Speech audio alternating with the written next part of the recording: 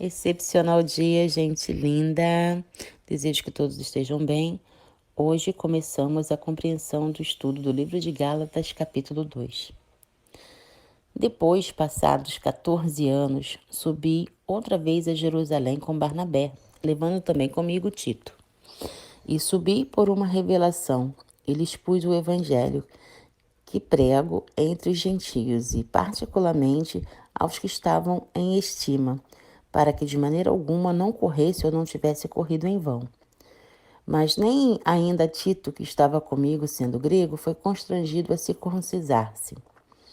E isto por causa dos falsos irmãos que se intrometeram e secretamente entraram a espiar a nossa liberdade que temos em Cristo Jesus, para nos porem em servidão, aos quais nem ainda por uma hora cedemos com sujeição, para que a verdade do Evangelho permanecesse entre vós.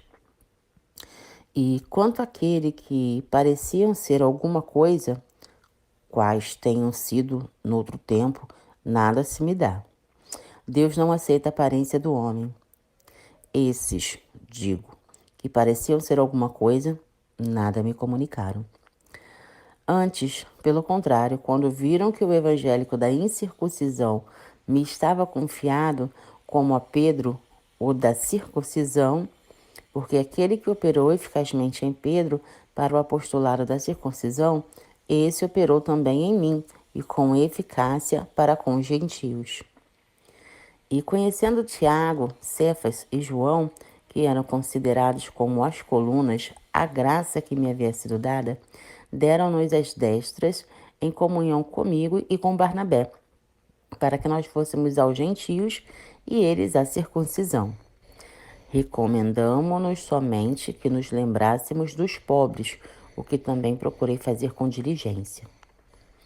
E chegando Pedro à Etióquia, lhe revesti na cara, porque era repreensível. Porque antes que algum tivesse chegado da parte de Tiago, comia com os gentios, mas depois que chegaram, se foi retirando e se apartou deles, temendo os que eram da circuncisão. E outros judeus também dissimularam com ele, de maneira que até Barnabé se deixou levar pela sua dissimulação.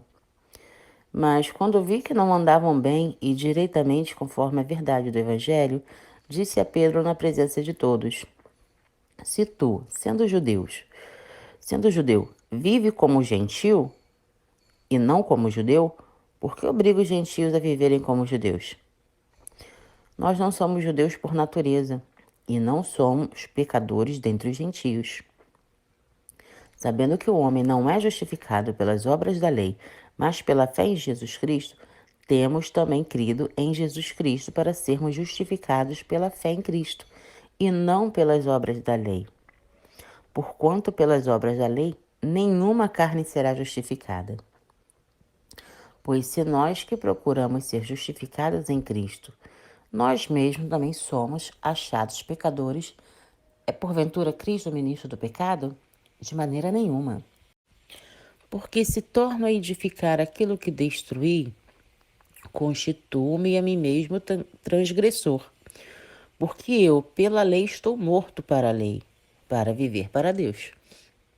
Já estou crucificado como Cristo e vivo, não mais eu, mas Cristo vive em mim. E a vida que agora vivo na carne, vivo-a pela fé do Filho de Deus, o qual me amou e se entregou a si mesmo por mim.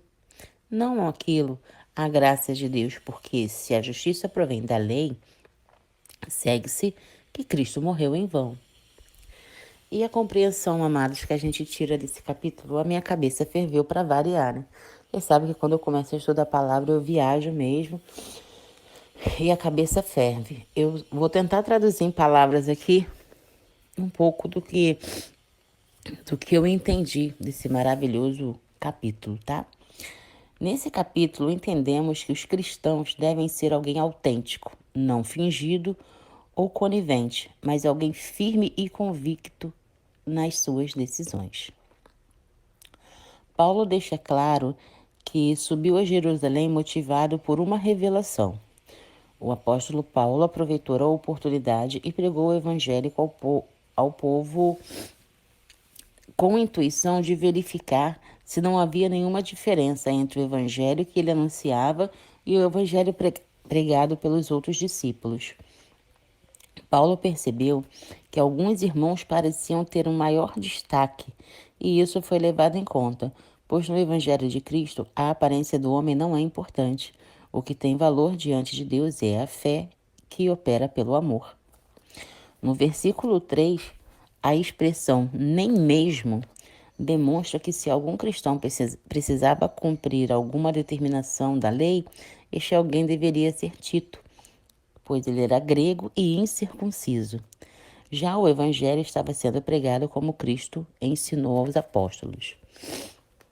No versículo 4, entendemos que a exposição de Paulo se fez necessária, pois em Jerusalém haviam falsos irmãos que observavam a liberdade dos cristãos concedida por Cristo para tentarem levar cativos cristãos, levar presos, né, gente? Os cristãos incautos, os cristãos inocentes.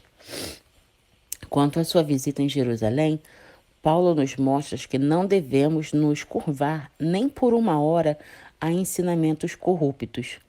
Não podemos ser passivos a erros que comprometem a verdade do Evangelho. Paulo constatou com a chegada de Pedro, o apóstolo dos judeus, que seu comportamento não condizia com a verdade do Evangelho, e isso poderia influenciar negativamente, pondo em risco a essência do Evangelho de Cristo. Paulo repreendeu a Pedro, pois estava comendo com o povo. Porém, se apartou, né, gente, se separou dos gentios com o temor pela chegada dos circuncisos. Este comportamento influenciou a Barnabé e a outros cristãos. Então, Paulo ressalta: se Deus não faz acepção de pessoas, nós, como cristãos, devemos ter uma postura conforme os princípios da Escritura. No versículo 14, temos alguns ensinamentos importantes a analisar.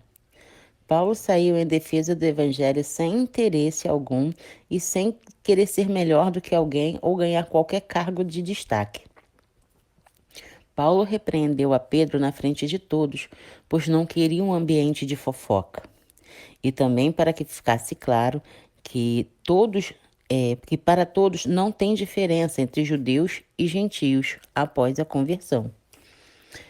Muito importante que Pedro aceitou a repreensão de Paulo com humildade. Ele percebeu, ele reconheceu que o comportamento dele era incorreto. O erro de Pedro foi um erro de comportamento que, se não corrigido a tempo, acabaria afetando a sua vida espiritual. No capítulo 16, Paulo ressalta mais uma vez: o homem não é justificado pela lei, mas pela fé em Cristo. Encerrando o estudo de hoje com essa maravilhosa constatação: se torno a edificar aquilo que destruí, anulo a graça de Deus. Que forte isso, né, gente? Compreendemos que ao destruir as más influências, e temos que ser perseverantes na palavra, ou não viveremos sobre o favor do Senhor.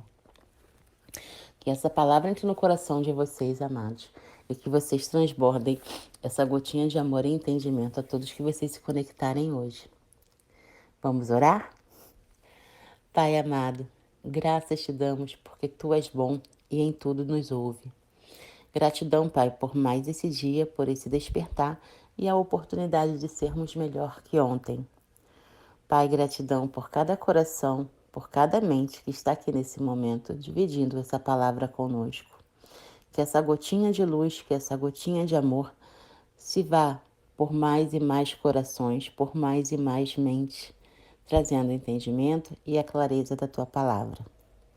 Pai, gratidão pela vida, gratidão por todos os resultados, por todas as bênçãos e por Tua presença infinita em nossos corações.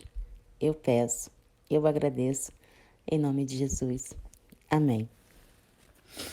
A todos o meu desejo de uma semana abençoada, repleta de positividade, de muitos bons acontecimentos. Sejam luz e sal na terra. Levem essa gotinha de amor a todos com quem vocês conectarem hoje, a todos que vocês amam. Um beijo no seu coração e até o próximo estudo.